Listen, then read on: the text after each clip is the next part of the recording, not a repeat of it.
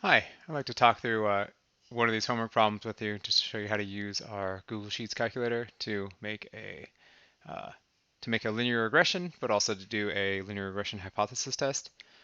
You've read about these in Chapter 8, and you've seen the videos on them too. So anyway, I'm going to do question 2. We're going to do all the parts. Um, First thing you got to do is you got to enter your data into the spreadsheet. So I've got my data here. It's written as rows, which is inconvenient. So you can actually, if you really want to, you can type this in or copy and paste it and then transpose it and then paste it into there. But since it's only 14 numbers, I just typed it all in.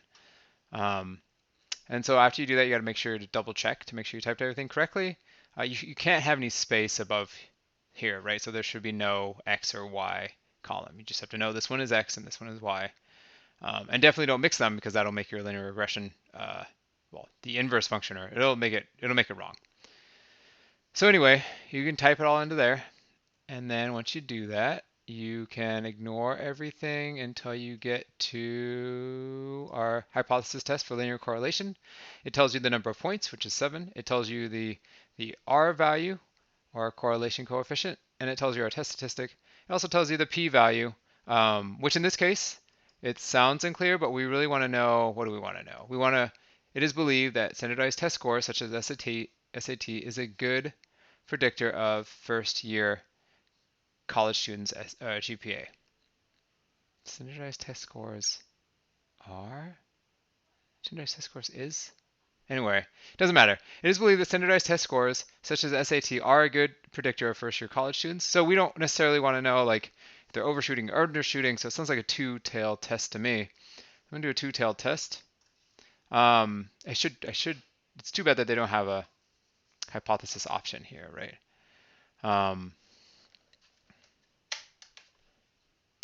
Anyway, so I just take my value from my my p-value here, so 0.2200, and I'm just going to type that in, right? Type it in right here. So it doesn't tell us what alpha is, so we can assume the alpha is 0.05, and it says, is there a linear correlation between SAT scores and GPA? Yes. Um, Great.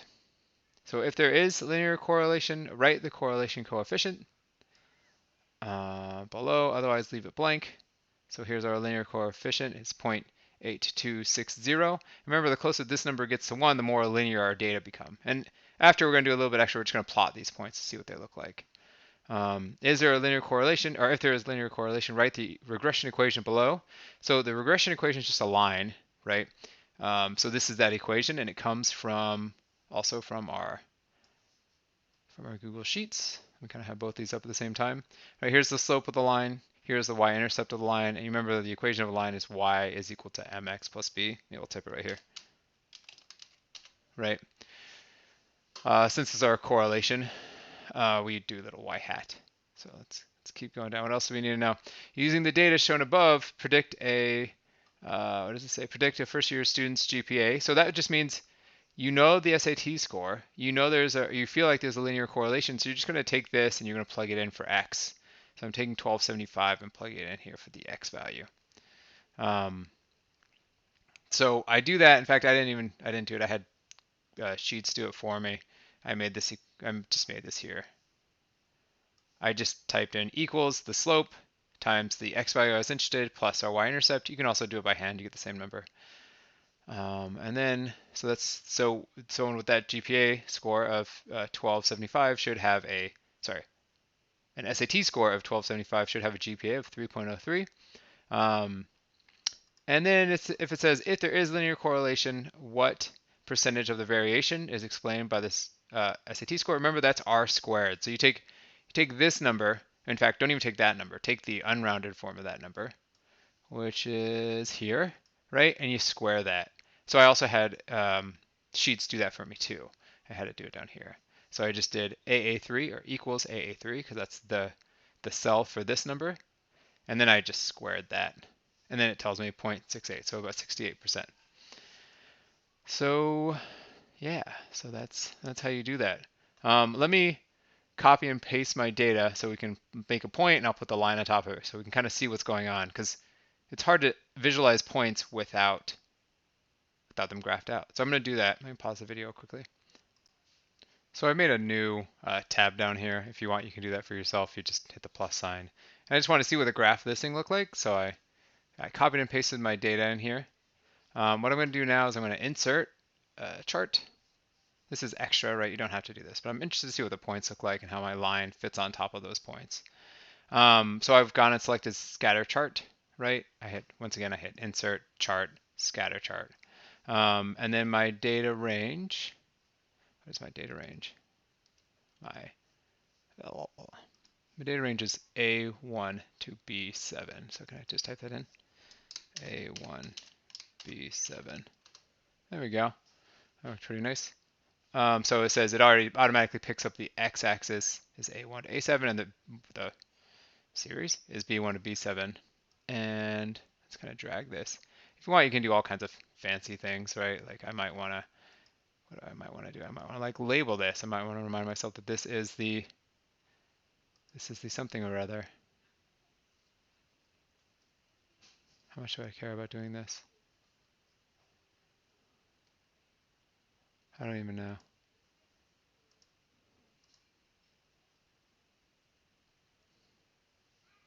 There we go. Chart axis and titles. Chart title. I don't know what I would call it. SAT versus GPA. So that'll give me a title. I don't know. I don't know how much I care about doing this. So anyway, if you want, you can figure out how to do that. Wow, it looks so fancy now. Axes. Anyway, I want to put can I put an equation on top of this? Did they make that easy? Let me see. Let me find it. Okay. So I just Googled this. I'm still used to Excel. Anyway, so let's be fancy here. Let's make a horizontal axis title. What is our horizontal axis? Our horizontal axis is SAT scores, right? And then what are we going to do? We'll make a vertical axis title, and that's our GPA. Oh, so fancy. Anyway, and then we want to, if you go here, it will automatically, I'm not sure if there's an easy way to type in our equation, but it automatically put in the trend line if you just click. So what do? We went from setup to customize, and then we went down to series, right? And then data series 1, that's the only thing that's in there. Ooh, I can make a different color. Oh, that's so exciting. The axis, left axis, right axis. Well, we want on the left because that's what I'm used to. And then I don't need any more data points, but it lets me put the trend line there. Yeah, I guess we can always check our trend line by hitting r squared too, because it should be the same as r squared. Let's see if it is. 0.682, and that was the same. What was that? Where's ours? Hypothesis testing. Let's go over. Oh yeah, 0.682. So that's exciting. So it's the same line, right? That was me Googling how to do this. Anyway, so as you can see, like our trend line is roughly hitting all of these points. So it does look like there's a correlation, and it's a positive one. And yeah, no big outliers. I think we're good. I don't know if there's anything else to say. So if you have any questions or comments, feel free to post them in the forums. But that's how you can do one of these problems using your Google Sheets calculator. All right, thanks.